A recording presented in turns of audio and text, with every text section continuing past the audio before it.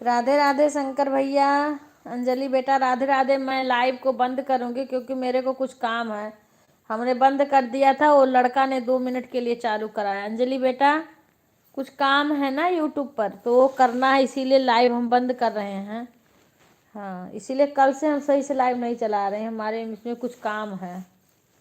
हाँ, इसीलिए नहीं, रात ज़्यादा हो जाएगी तो भतीजा दिन में रहता नहीं है, ऑफिस चला जाता है।